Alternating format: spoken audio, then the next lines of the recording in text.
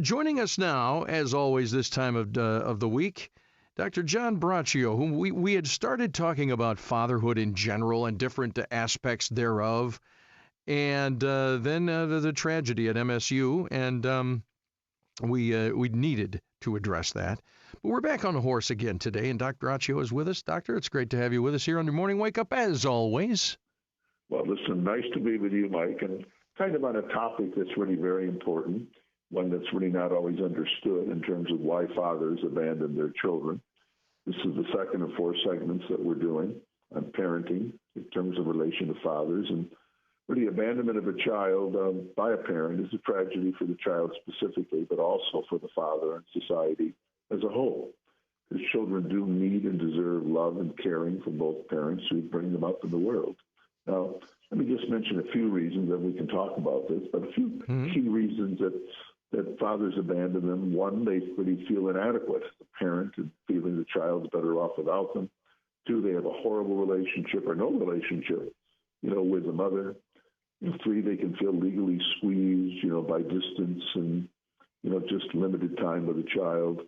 And then there's the real negative. You can certainly have narcissism and people that just aren't going to be involved if they believe that paying child support is sufficient, and they just move on. So it's really a horrible situation, but it's not quite as simple as just a deadbeat dad or dad that doesn't care. It's much more than that, and that's something that I think people really need to realize when they wonder, where is the father? Why is that bad person, quote, around? I would think alcohol, drug abuse comes into play often. I don't know how often, but it seems like it. It does. Because when you have the alcohol and you have the drug abuse, you also can have then, legal issues coming up.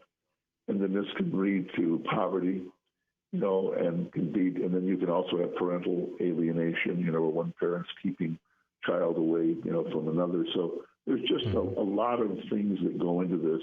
And I think what we need to do is really encourage the father's involvement and just to keep involved. Often they will just feel, well, kid's better off without me. I'm kind of a loser, or I didn't offer much, or the mother and her family are so much better off, or, whatever it might be. But that's really not good. I mean, it's just need for the father to try to stay as involved as much as possible, even if there is a spouse or current spouse or partner strongly resisting, having a father's involvement with the child. So there's a lot of forces that go into this particular problem. But again, I think we need to encourage the father, and fathers need to, on their own, determine that they're going to stay involved or not to involve the child. As we're going to talk next week. What are good fathers? What are the key things to fathers? But at this point, there's just a lot of reasons, and we just want to be focusing on, as a society, as individuals and as friends, to encourage fathers to be involved, because really children it's really important that they have their father to be with them. And so it's just a very, very important thing. But unfortunately, it doesn't happen a lot. And we, regularly in our work and just walking the road of life, I run into so many children that really feel bad. They never had a father figure. They never had the wonder that can occur when you have a father who's involved in their lives as a partner as much as the mother. So I think that's something we need to work on. We want fathers to say, we want your involvement. We need your involvement. And fathers need to believe that, need to know that. And I think we need to get away from just thinking that all fathers are, that deadbeat dad or abandon them because they don't want to pay support, or they're narcissistic and selfish. That's just not true. That's really not true. There are some of those, of course. Let's not minimize the father who's really just an abandoning, negative person, selfish person. But there are many that isn't the case at all. And I think the tide is turning somewhat. There's a lot of men's groups, even just in the last, say, 10 to 20 years, tons of resources and groups and things like that in support. And I think we're starting to see the importance of an involved father. And when we say fathers abandoning their children, Let's be clear, because I don't think it has to be even a physical abandonment, a walking No. away. Sometimes you can be in an intact family and dad is just not connected at all. He's just not around. He's there, but he's not. Well, the classic workaholic, the one who has no time for their children. They may be around, they may be supporting the child, but they're not involved with the child at all. Very little.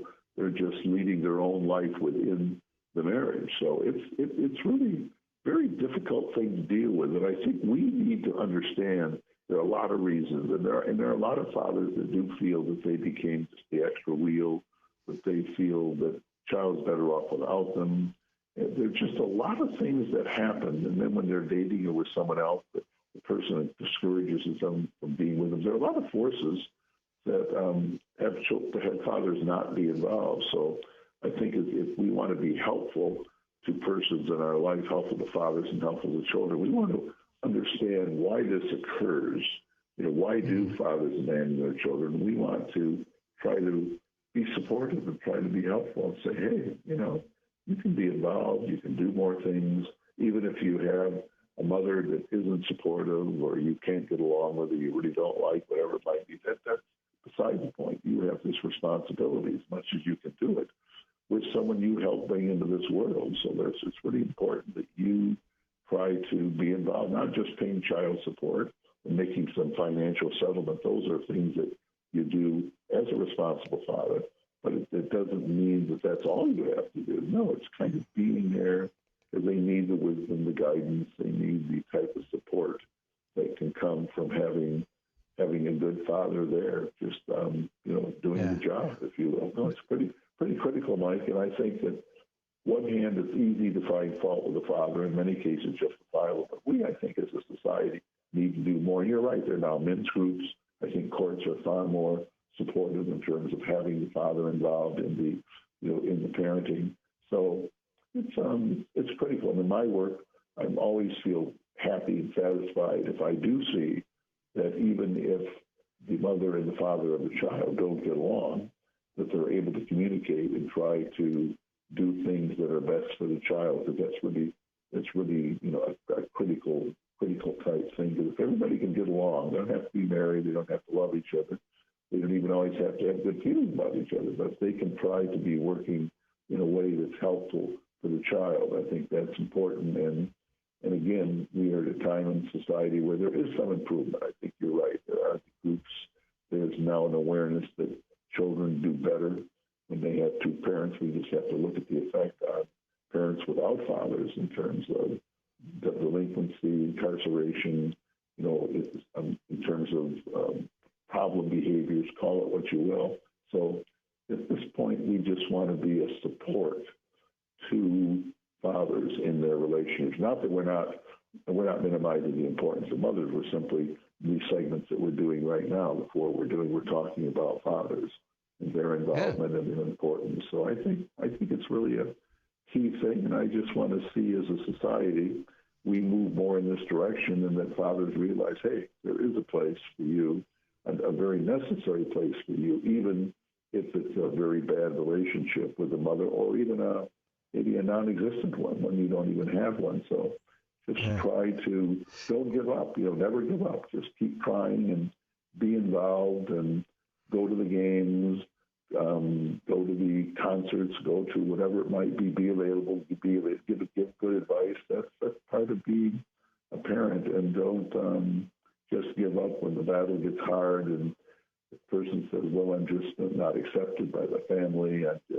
Things aren't working. No, listen, you are a parent. You are the one who brought the child into the world, and you need encouragement, you need strength, and you need to go forward, because you can make impact for generations. Because if you can positively impact the child that you've brought into the world, then that's going to go on for generations. And if you don't, the child goes in the wrong direction, gets in with the wrong group, doesn't have a good father figure, then that child can be going into delinquency. Not that all will. I'm not trying to say all will, but for those that that do. We want to be the father that makes sure that doesn't happen, that we're a strong force in that child's life. Very, very important, Mike. It's something we all need to do, and we need to work together.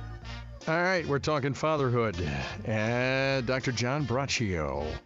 And there's a number of reasons why things fall apart, and maturity. We didn't even get into maturity. There's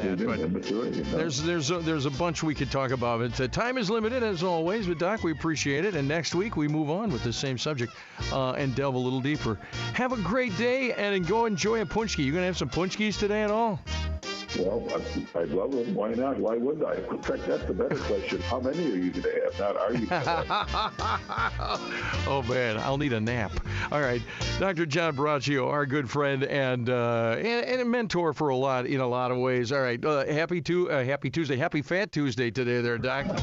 Okay, buddy. Bye-bye. See you later. 1320 WILS. Oh, yeah.